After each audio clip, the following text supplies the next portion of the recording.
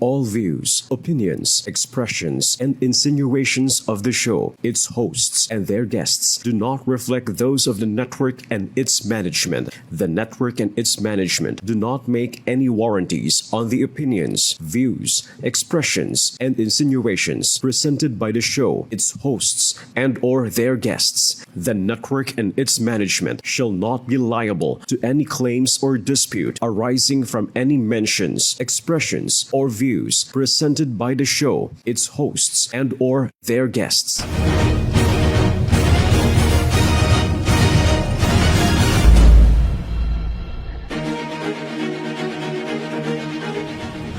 To serve and protect the Filipino people with integrity, courage, and compassion. Ito po ang kataga ng ama ng ating pambansang pulisya, Police General Nicolas Torre III. Magandang gabi. Ako po si Police Lieutenant Colonel Brenda O. Garcia, OIC ng Information, Communication and Development Division ng Police Community Affairs and Development Group. Isang snappy na Saturday night sa inyong lahat. Ako naman po si Miss Ricky Abuel de la Peña, your Miss Universe Philippines Lokban 2024 and Miss Philippine Youth Grand Winner 2019. At your service sa longest running and award-winning public affairs program ng PNP. Ngayong Sabado ng gabi, tunghayan natin ang mabilis at agarang serbisyo publiko ng ating mga tampok na tanggapan ng Philippine National Police sa lungsod ng Maynila. Sa tulong ng inyong mga snappy na Manila's finest na nagkakaisa at mataas ang moral na magsilbi sa bawat mamamayan tungo sa ganap na mapayapa at maunlad na bagong Pilipinas. Kayo po, mga mahal naming kasangbahay, ang aming inspirasyon. Kami po ang inyong police at your service.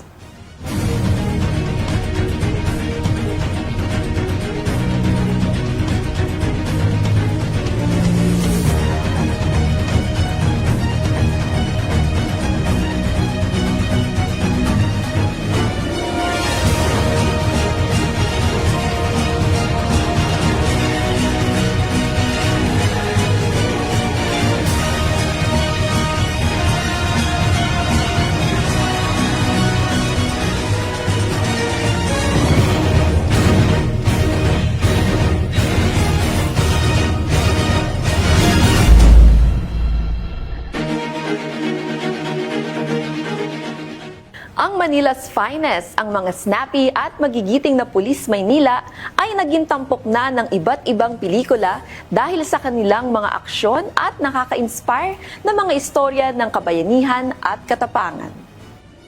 Tama ka dyan, Miss Ricky. Pero ngayon sa ating police at your service, true to life story ng mga paglaban sa krimen at pagtulong sa ating mga kasambahay sa Maynila ang ating matutunghayan. Kaya simulan na natin ang Manila Police District episode simula sa Maysik Police Station. Narito po.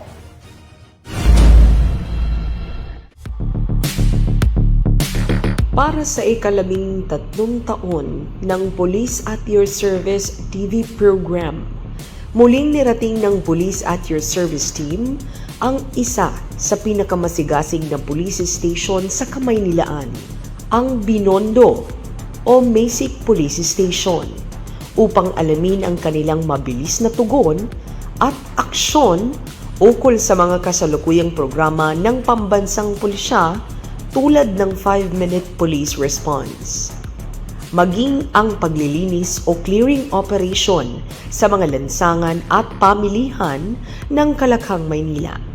Siyempre, sa kanila, ang Binondo at Divisoria na talaga namang dinarayo ng mga Pilipino noon at ngayon, tag-ulan o tag-araw man. Ako po pala si Police Lieutenant Colonel Inocencio Richard A. Villanueva, ang present Station Commander ng Maysik Police Station 11 dito sa Binondo, Chinatown.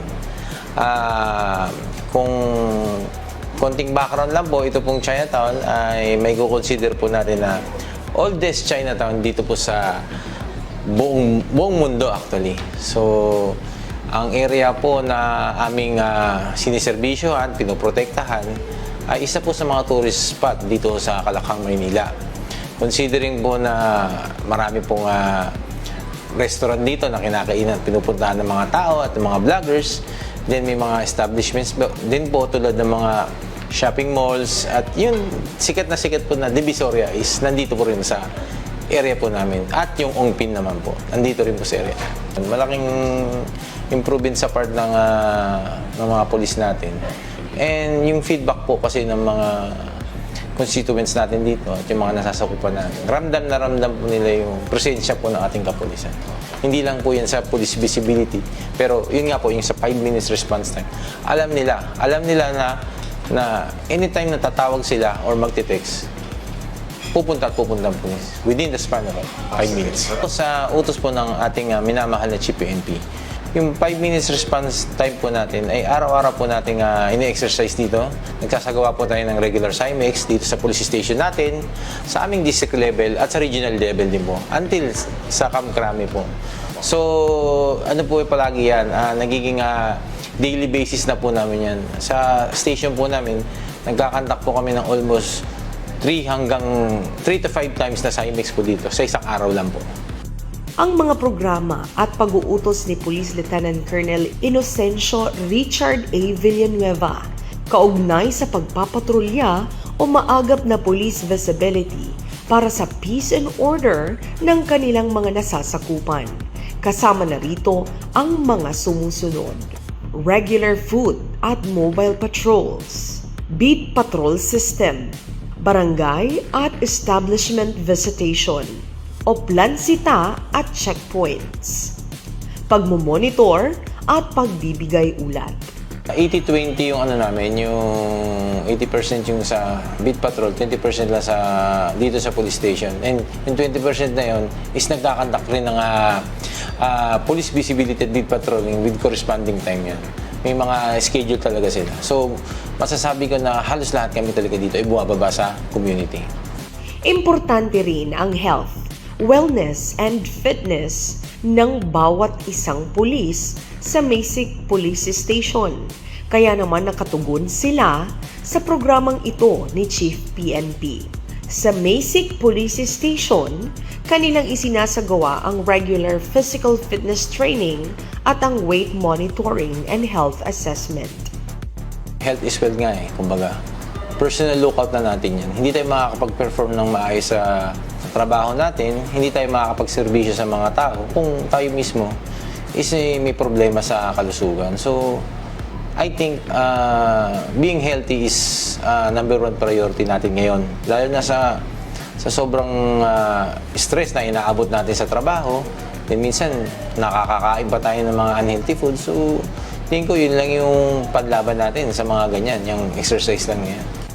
Bilang Station Commander ng Masic Police Station, isinasaalang-alang ni Police Lieutenant Colonel Villanueva ang moral and welfare ng kanyang mga personnel. Ito rin ay panahon upang mas palakasin ang disiplina ng ating mga pulis. Yung sa disiplina, inline kami palagi sa utos at sa instruction ng ating Chief PNP, down to our regional director, down to our district director, hanggang sa akin. Minimaintain namin yung highest standard ng discipline dito kasi yan yung number 1 na kailangan namin ipakita sa tao for us to be accepted dito sa community. Hindi lang ito dahil serbisyo. Kailangan makita ng ating mga constituent na ang pulis dito disiplinado. Paano tayo paniniwalaan ng tao kung kami mismo hindi disiplinado? So, might as well encourage every personnel of Station 11 na ipakita natin sa lahat na tayo ay disiplinado. Ultimo sa simpleng pagpaparking ng sasakyan dyan sa labas. Ayaw ko dito sa station ko na kami yung nagkukos ng traffic. So, ako mismo, sinisita ko yung mga kapulisan ko na yung simpleng pagpaparking lang ng is a big difference para magsimula tayo at makita ng lahat na tungo tayo sa pagbabago sa PNP. Tungkol naman sa cleanup drive at paglilinis sa kanilang mga nasasakupan, alinsunod sa direktibang binaba ng kanilang butihing Local Chief Executive Honorable Mayor Isko Moreno, sa kabuuan, ang cleanup drive sa buong Kamaynilaan ay patuloy at mas pinaigting bilang bahagi ng kanilang pangangalaga sa kapaligiran at kalusugan ng kanilang komunidad sa pakikipag-ugnayan sa mga ahensya ng local government na nangangalaga sa kalinisan. Samantala, bilang tugon sa epekto ng Typhoon Christine, agad kumilos ang kanilang istasyon upang magbigay tulong at serbisyo sa ating mga kababayan. Direktiba ni Police Lieutenant Colonel Villanueva sa kanyang mga personel na patuloy silang magpakita ng malasakit at maagap na serbisyo, hindi lang bilang tagapagpatupad ng batas, kundi bilang katuwang ng komunidad sa panahon ng bagyo, baha at sakuna. Dahil naman sa kanilang latest accomplishments, ang Masic Police Station ay naparangalan ng Medalya ng Kagalingan nito lamang July 21, 2025 sa NCRPO. Dalawang suspect naman ang kanilang nadakip sa bypass operation na kinandak ng Station Drug Enforcement Unit. Samantalang nakadakip sila ng 2 most wanted persons, rank 2 station level at rank 3 station level. Ang paglaban kontra illegal na droga ng Masic Police Station. Sa anti-illegal drugs, ako mismo, matagal ko nang trabaho yung sa anti-illegal drugs. And I think yung program na dapat unahin muna natin yung mga talagang drug pushers and peddlers, yung malalaking drug lords, yun talaga yung isa sa para masugpo natin lahat yan. Even though na kahit may mga nahuhuli kami ng mga small time lang, kailangan din namin pagpokusan yan at bigyan ng tamang atensyon. Actually, last time, kakaupo ko lang dito, may na-bypass kami dito sa area namin. Worth almost 500,000 pesos ng worth ng illegal drugs. So, ako, seryoso ako dyan. Ayoko na may mga drug pushers dito tsaka drug addicts dito sa area ko. Ang pagtugon ng Masic Police Station sa paghuli sa mga most wanted person. Dito naman sa most wanted person, bilang bahagi ng mandato ng PNP at direktiba ng ating bagong chief PNP, seryoso yung aming police station sa pagtugis at pag-aresto ng mga most wanted persons dito sa aming nasasakupan at sa ibang lugar pa. Direktiba ko sa aking mga tauhan na maging maagap, legal at makatao sa lahat ng operasyon. Kailangan mapakita natin yung sa human rights palagi. Lagi namin sinaalang-alang yan, yung rights ng mga nahuhuli namin. Tsaka, ngunit wala kami sisunuin dyan sa pagpapatupad ng batas at sisigurin din namin mananagot ang lahat ng lumalabag dito. Sa Binondo, sa Divisoria, ang gusto ng pulis, ligtas ka.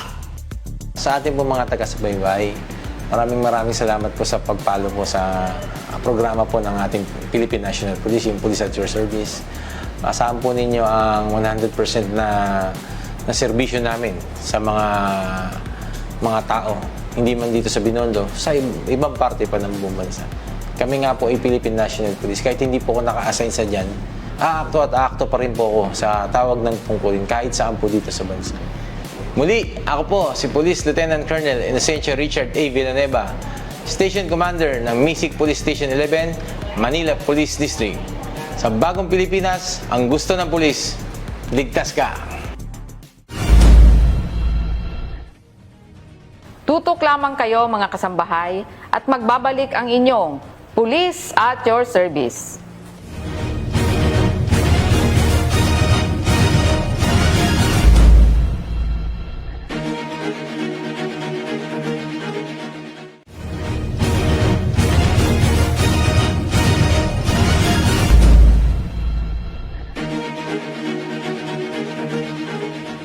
Mula sa Masic, dadako naman tayo sa makasaysayan at kilalang lugar sa Maynila, ang Santa Cruz. Korek ka dyan, Miss Ricky, na pinananatiling ligtas ng Quick React na Santa Cruz Police Station. What's this?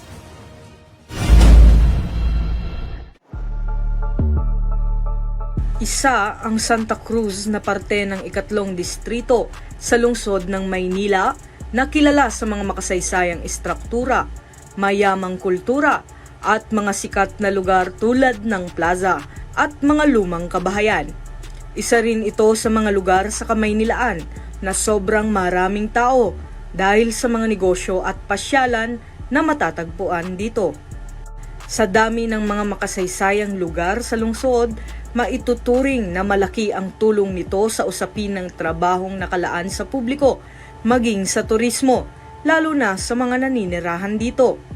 Dinayo ng Police at Your Service Team ang mga masigasig na alagad ng batas na nagpapanatili ng katiwasayan sa nasasakupan ng Santa Cruz, partikular ang himpilan ng Santa Cruz Police Station.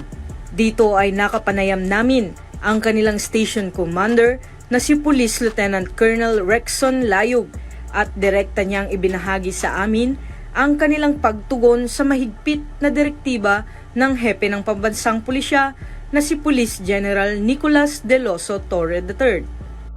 Sa tugon po namin sa programa ng ating PNP regarding sa 5 minutes response time po, kami po ay ang una po namin ginawa rito sa Santa Cruz Police Station ay nilam po namin ang saktong lugar ng mga establishmento, yung mga saktong address nila. Kasi po rito sa amin, meron kaming 3 sectors.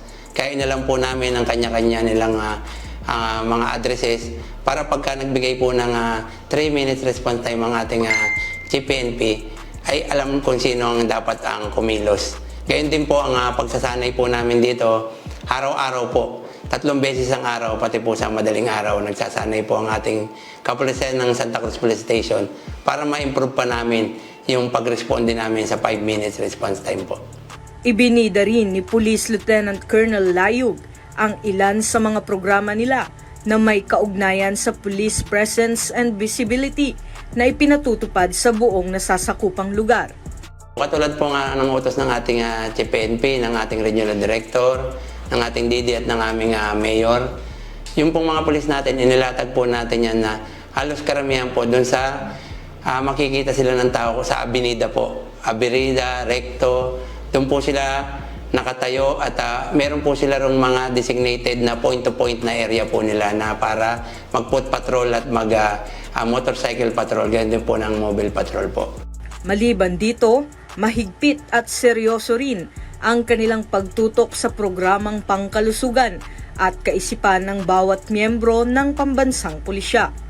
Ito ang naging hakbang ni Station Commander na aniya pa, alinsunod sa tagubili ni PNP Chief Nicolas Torre III na gawing mas physically fit and healthy ang bawat isa at palaging i-instill ang profesionalismo at disiplina sa bawat alagad ng batas. Dito po sa ating sa estasyon po natin, ang schedule po namin dito ay Tuesday and Thursday. Ang venue po natin, pag umuulan po sa 5th floor at pagka hindi umuulan, sa harap ng North Cemetery, pwede po kaming tumakbo ron. Una po ang Santa Cruz Police Station po, everyday po meron kaming depar na tinatawag natin.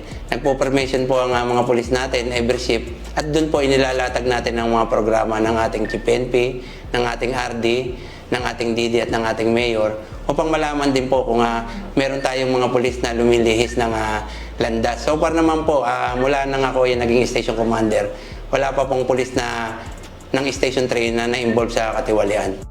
Dagdag pa ni Police Lieutenant Colonel Layug na kung sakaling mayroon mang malilihis ng landas at gagawa ng katiwalian mula sa pulis ng Santa Cruz, ito ang kanyang direktang aksyon ukol dito. If ever po na magkaroon, alam ng po nila na zero tolerance po tayo dyan, hindi po natin ang kukonsintihin at ipapataw po natin ang kaukalang disiplina kung ano yung nagawa nilang kasalanan. Minumungkahi po namin sila rito na ang pinakamaganda po kasi sa lahat dito, yung lagi silang malapit sa Panginoong Diyos. Kasi pagka ikaw malapit ka sa Panginoong Diyos, lahat na yun to follow na lahat yun eh. Ibinahagi rin ni Police Lieutenant Colonel Layug ang kanilang hakbang at inisyatibo tungkol naman sa kanilang operasyon sa ipinagbabawal na gamot sa kanilang nasasakupan. Sa illegal na droga naman po, almost every day po ang koordinasyon natin sa mga barangay. Inaalam din po namin kung sino yung mga tiwaling mga nasasakupan nila at sino yung miyembro ng tinatawag natin na street user at ganun din po sa street pusher. Actually po, itong nakaraang buwan, nakahuli po tayo ng 400 grams. Humigit 2 milyon po yung halaga ng nakuha naming shabu. Sa kabila ng matatagumpay na operasyon sa pagkasakote ng mga personalidad at ilegal na droga, binibigyang pansin din ng pulis ng Santa Cruz ang pagpapatibay ng ugnayan sa pagitan nila at ng mga opisyales ng pribadong ahensya at lokal na pamahalaan. Gayun din ang mga tauhan ng barangay para sa ikatitiwasay ng kanilang komunidad. Dito po kasi sa Santa Cruz Police Station, meron tayong 77 barangay na nasasakupan. Hinati po natin yan sa 3 sectors. Lahat naman po ng barangay natin ay nakikipag-cooperate sa ating mga sector commanders. Actually, meron tayong weekly barangay engagement at meron naman po tayong monthly barangay ugnayan. At actually po, dito sa Santa Cruz Police Station, napapaligiran po kami ng mga malalaking malls. Ang karamihan po na pumapasok sa amin sa 8 Focus Crime, yung mga mall theft po. Kaya po patuloy ang pakikipag-ugnayan namin sa mga manager, sa mga security guard ng mga mall para ito po ay ma-prevent. Kung hindi man po ma-prevent, at least lahat po sila ay mahuli. So far naman po ang ating istasyon, mula nang ako po ay naging hepe, wala po tayong under investigation. Lahat po ng pumasok sa atin na krimen ay naresolba po natin. Kung hindi naman po natin naresolba, napailan po natin ng kaukulang reklamo yung mga nagkasala po sa area po namin. Buong husay at puso ring hinaharap ng pulisya ang ilang hamon sa kanilang pagganap sa tungkulin. Kaya naman, ayon kay Station Commander, puspusan sila sa pagtugon at pagpapatupad ng anti-criminality efforts and police operations para sa mas ligtas na komunidad.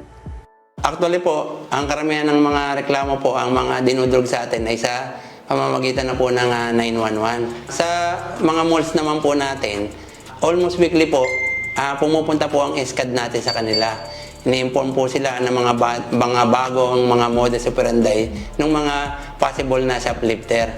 Kaya po sila, na-aware din po sila. At pagka ito ay pumasok sa kanilang istasyon, sa kanilang mga impilan o sa kanilang mall, ay agad po nilang nade-determine kung sino yung possible na magnanakaw. Pag napailan na po natin ang kaso, meron naman tayong mga personnel, ng warrant personnel po natin, ang continuous po ang monitoring sa mga judges, sa mga piskal, kung lumabas na po ang mga warrant of arrest nila.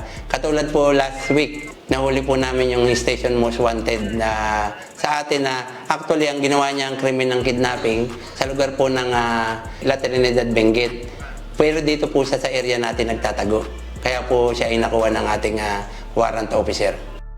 Tunay na nakatataba sa puso na mabatid at maranasan ang Kalakhang, Maynila, partikular ang parte ng Santa Cruz na isang maunlad, matiwasay at ligtas na lugar na sama-samang itinataguyod ng buong mamamayan sa tulong ng ating mga tagapamayapang alagad ng batas. Kaya naman, panawagan at taus-pusong mensahe ang iniwan ni Police Lieutenant Colonel Rexon Layug para sa lahat ng pulis at mamamayan na taga-subaybay ng programang ito na naglalayong magbigay ng serbisyong publiko tungo sa ligtas na bagong Pilipinas. Sa ating mga personnel, patuloy lamang po tayong magtrabaho ng tama. Nandiyan naman po ang mga guide ng ating Chief PNP, yung 3 pillars. Sa atin naman pong RD, yung 5 guiding rules niya. Na kung titignan natin na pag pinagsama natin, hindi na po tayo maliligaw. At isa po bang pinapakiusap ko lamang po lagi sa kanila na laging maging kung ano man po ang aming relihiyon, magkaroon kami ng pagkakataon na guidance mula sa ating Panginoong Diyos. Opo, lalong-lalo na po sa mga mamamayan na nasasakupan ng aming istasyon, Santa Cruz Police Station. Kahit po namin kayo na patuloy na suportahan ang ating pambansang pulisya, ang advocacy ng aming Chief Philippine National Police, ang aming Regional Director, ang aming District Director, ang ating Mayor ng Manila. Na sana ay lahat ng mga krimen na pumapasok sa inyong lugar ay agad nyong ipagbigay alam sa amin. Sa pamamagitan po ng 911 o kung hindi man po ay diretso po kayo pumunta sa aming himpilan. Muli, ako po si Lieutenant Colonel Rexon Gonzales Layog, ang Station Commander ng Santa Cruz Police Station. Sapagkat sa bagong Pilipinas, ang gusto ng pulis, ligtas ka.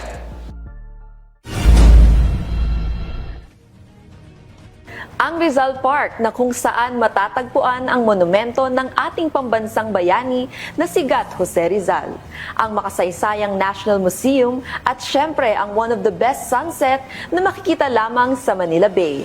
Ilan lamang po ito sa mga dinadayong lugar sa Ermita, Maynila. Kaya naman, tunghayan natin ang pakikisa ng ating mga pulis sa komunidad at ang 5-minute response program mula sa Ermita Police Station.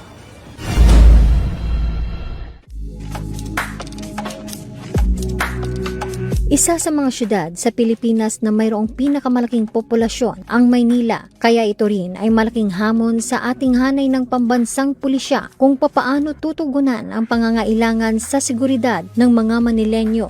Isang hamon na kayang tugunan ng pamunuan ng Philippine National Police sa ilalim ng pamumuno ni Police General Nicolas D. Torre III. Sa kasalukuyan, binigyang prioridad ang pagpapaigting ng mabilis na responde ng PNP sa mga mamamayang nangangailangan ng tulong. Isa itong paraan upang panatilihin ang mga hakbang at mga programa ng organisasyon para mas mapatupad pa ng maayos ang kapayapaan at kaayusan sa bansa. Inaasahan din ang mga bagong inisyatibo na magpapababa pa ng crime rate, kabilang din dito ang modernization program at paggalang sa karapatang pantao. Kaya naman, binisita ng Police at Your Service Team ang Manila Police District, partikular na ang Ermita Police Station. Una po sa lahat, upang magampanan ng ating mga kapulisan ng maayos ang nakaatas na tungkulin sa kanila, no? Kailangan maging mentally at physically fit sila. At tuloy-tuloy ang ating police techniques para ang kanilang katawan at ang kanilang kaisipan ay mapangalagaan natin at very active sila sa suporta ng kampanya ng ating Chief PNP, General Torre. Dinadagdagan natin yung ating 5 minutes response with police visibility doon sa mga crime-prone areas ng ating AOR, lalo na doon sa mga areas na malapit sa mga schools, no, malapit sa mga establishments, sa pasyalan ng mga turista. So, dinadagdagan natin ng mga personnel doon upang madagdagan yung 5 minutes response ng programa nating GPNP at together with the police visibility ng kapulisan ng Ermita. Ibinida naman ni Police Lieutenant Colonel Saligumba III ang ugnayan ng pulisya at mamamayan sa kanilang nasasakupan. Very active ng ating mga kabarangay, yung ating suporta ng stakeholders dito sa himpilan ng Ermita Police Station 5. Actually, meron kaming binuong mga force multiplier dito na katuwang namin yung ating barangay at mga stakeholders, no? Lalo-lalo dyan sa Korean Town, dyan sa Remedios, no? Yung ating mga macro force multipliers, no? Minsan nga may isang insidente dito na dahil sa kanilang tulong ay mabilis yung response ng ating mga kapulisan, no? Na-aresto natin yung isang foreign national na involved sa drugs, and then mayroong red notice, no, ng during that time, ma'am, na minomonitor natin itong isang Korean national. Meron na itong information na ito ay involved sa mga illegal activities dyan sa area ng Remedios. So, namataan ng ating mga force multiplier na present sa area. So, initially, nag-inform yung ating mga force multiplier through radio na itong subject personality ay present. And then, minamanmanan na ating mga intel operatives ang galaw nitong Korean national. At there and there, na-arresto natin siya on the act, no? Na bumibili ng pinagbabawal na droga. No? Nahulihan natin siya ng shabu at ecstasy. And then, through verification ng ating mga counterparts, no, ng Interpol at Bureau of Immigration, lumabas yung red notice niya. He is also involved in his country of illegal gambling, like online gambling, no? Itong personality na ito. Sa 3 linggong pamamalakad ni Police Lieutenant Colonel Saligumba III at bilang bagong talagang hepe ng Ermita Police Station, back-to-back accomplishment agad ang kanyang ibinida. Nung ako'y naupo dito, almost 3 weeks pa lang po ako nakaupo dito. So within that 3 weeks, ang pinaka magandang accomplishment natin dito ay yung may na-aresto tayong senior citizen, no, na involved sa salisi. Ngayon, with the help of our Manila City Disaster Risk Reduction Management Office, headed by Sir Arnel Angeles, no, sa tulong nila, no, nag-backtracking tayo, nakita natin doon sa mga CCTVs na ating BRMO, napaka-clear at maganda ang kuha. So na-identify natin yung suspect. Ang victim po natin ito ay also a senior citizen, 79 years old na senior citizen, no? At nakuha sa kanya yung 80,000 pesos, which is na-recover din natin, pero kalahati na lang ang na-recover natin. At dahil doon, agaran nating na-solve or nakuha o na-recover yung mga items na nawala sa kanya. Dahil sa taas ng turismo ng ermita at kabi-kabilaang pasyalan din ang matatagpuan sa Maynila, binigyang prioridad ng Ermita Police Station ang kaligtasan ng mga turistang nagtutungo sa kanilang nasasakupan. Dahil dyan, nakipagtulungan kami with the Korean Embassy, also the Chinese community and Korean town or Korean community na i-establish natin dito yung tourist police units dito sa heart ng Ermita and Malate, sa may Remedios area. So with that, magkakaroon tayo ng mga tourist police to assist our foreign nationals, no, na bumibisita sa atin. At also yung ating mga local tourists din na bumibisita sa ating mga national parks and yung mga tourist destination dito sa area ng Malate. Narito naman ang mensahe ni Police Lieutenant Colonel Saligumba III sa kanyang mga nasasakupan at tauhan.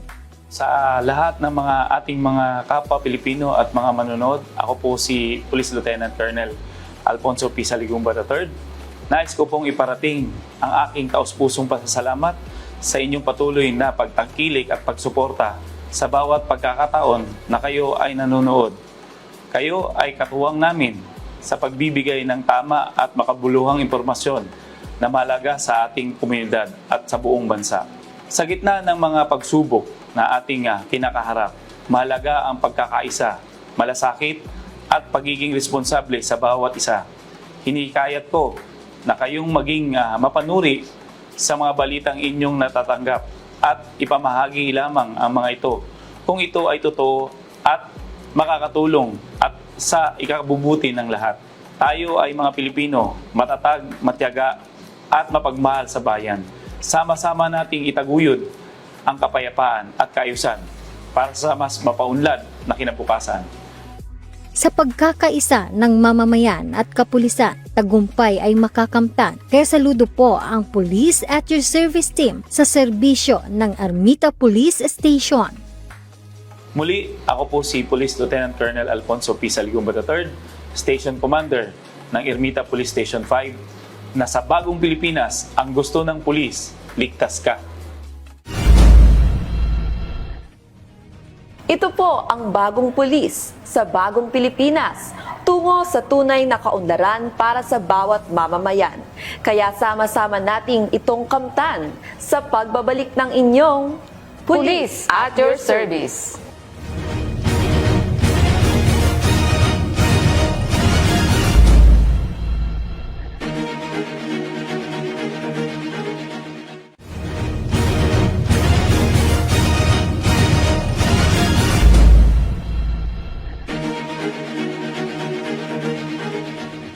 Nagbabalik po ang laging handang magbigay ng 5-minute response time na Police at Your Service. Tampok pa rin po natin ang Manila's Finest ng Manila Police District. At ngayon, tutukan naman natin ang mga true-to-life stories ng pagresponde sa tawag ng tulong ng mga Manileño mula sa Barbosa Police Station. Narito po.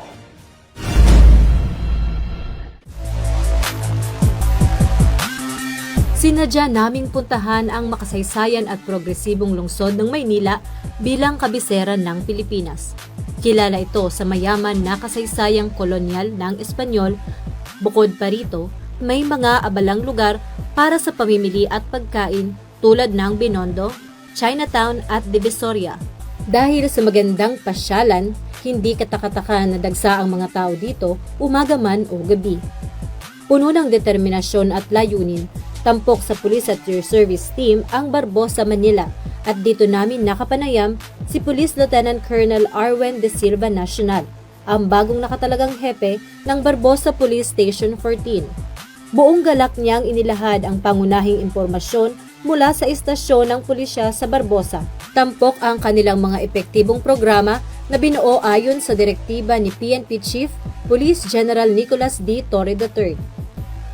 Bilang tugon po sa 5-minute response na test ng ating Chief PNP, so nagsagawa po kami ng lagi ng simulation exercises. So yung mga tao po namin, nag-deploy po ako dun sa mga strategic areas. So 3 shift po yan, araw-araw. So every sectors, may mga meron tayong TMRU, line beat patrollers, saka yung ating mobile cars. So pinapractice po natin yan araw-araw yung simulation exercise para matugunan natin yung guidance ng ating Chief PNP. Distributed po sila sa ating mga strategic areas. Lalo doon sa, meron po tayong yung line beat sa University Belt area, then sa Palangka area, sa Medjola, meron tayo. Sa ngayon po, tuloy-tuloy ang ating intelligence-driven operation laban sa illegal na droga. So marami po tayong nahuhuli at isa pa po, nakipagtulungan tayo sa barangay para yung magkaroon tayong barangay clearing. Kailangan po, meron laging pre-ops kami, tapos may coordination, then yung ating mga BWC o kaya ARDs, kailangan meron sila. So may mga fitness program po tayo, so every Tuesday and Thursday, nag-exercise po sila. May police clinics po tayong tinatawag. Para mapabuti at maging handa ang istasyon ng Barbosa sa anumang tawag sa 911, tugon ng ating butihing hepe ang pagsasagawa ng simulation exercise araw-araw sa kanilang nasasakupan. Meron tayong best practices dito. Unang-una ay yung ating EMPD application. Ano po itong EMPD application? Ito po yung Enhanced Managing Patrol and Deployment. Ito yung kuhan natin, real-time location tracking ng ating mga naka-deploy na mga tao. So makikita na ng ating duty ng Station Tactical Operations Center doon sa screen kung nasaan yung mga tao natin at kung sino yung mga i-deploy niya. So real-time po ito. Then another one is the one button SMS app. So tulad ng sinabi ko kanina, doon na nakipag-ugnayan tayo sa barangay, sa mga schools, mga establishment, para mabilis na lang sa isang simpleng isang pindot mo lamang, makakarating na yung ating mga message sa ating barangay chairman, station commander, sector commander, then yung ating ating station tactical operation center. Pangatlo, meron ako ditong mini command center. Nandun na nakikita ko na yung ating Enhanced Managing Patrol and Deployment application. Then nakikita na rin dun yung ating body-worn camera, then yung ating Discord. Ito naman ang iniwang panawagan at mensahe ng ating butihing hepe para sa mga tauhan ng Barbosa Police Station at ang mga residenteng nasasakupan nito. Aking mga kasamahan dito sa Barbosa Police Station, ako'y nagpapasalamat sa inyong suporta at sana tuloy-tuloy tayo magtrabaho na maayos. Tulungan niyo ako rito, tulungan niyo ang ating mga mamamayan na mapanatili ang kaayusan. Nasasakupan ng Barbosa Police Station, sana makipagtulungan kayo sa amin para mapanatili natin ang kaayusan sa ating lugar at masugpo natin ang mga illegal na droga at ang kriminalidad. Ako po si Police Lieutenant Colonel Arwen D. Silva Nacional, Station Commander of the Barbosa Police Station. Sa bagong Pilipinas, ang gusto ng pulis, ligtas ka. Mula sa pamunuan ng Police at Your Service Team, buong puso kaming nagbibigay pugay sa bawat miyembro ng ating kapulisan.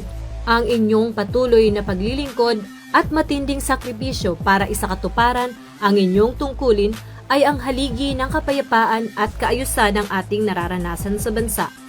Kayo ang pambansang bayani ng bagong Pilipinas, ang aming matibay na suporta para makamit ang isang bagong Pilipinas. Mga suki naming kasangbahay, marami pong salamat sa pagtutok niyo sa amin ngayong Sabado ng gabi. Siyempre, salamat din po sa laging handang magbigay ng 5 minutes response time sa tulong ng Dial 911. Mula sa mga snappy na Manila's finest ng Maysik, Santa Cruz, Ermita at Barbosa Police Stations. Gayun din sa mga latest na 5-minute response accomplishments mula sa ating roundup reports. Lagi po nating tandaan ang tagubilin ng ama ng pambansang pulisya. Huwag nyo na kaming hanapin sa mga presinto sapagkat kami ay nasa inyo ng mga telepono. Dial 911, darating kami sa loob ng 5 minuto. Sa pamumuno ng ating Pangulong Bongbong Marcos Jr., tungo sa ligtas at maunlad na bagong Pilipinas para sa bawat Pilipino. At sa ngalan ng ating ika-29 na hepe at kauna-unahang hepe ng pambansang pulisya mula sa tanyag na Philippine National Police Academy, Police General Nicolas D. Torre III, ako po ang inyong tagapag-ugnay, Police Lieutenant Colonel Brenda O. Garcia. At ako naman po si Ms. Ricky Abuel de la Peña, magtiwala po tayo sa ating pamahalaan at sa inyong pambansang pulisya na ating wawakasan ang kahirapan at makakamit ang maunlad na bagong Pilipinas.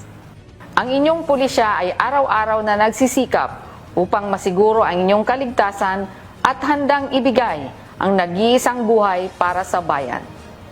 Magkita-kita tayo muli sa susunod na Sabado. Dito lamang sa snappy at mabilis na serbisyo mula sa inyong mga Police at your service. Dahil kami sa UNTV, Diyos ang aming sandigan, serbisyo publiko ang aming pinakalagahan. Salamat sa Diyos, mabuhay ang pambansang pulisya at mabuhay ang ating bayang Pilipinas.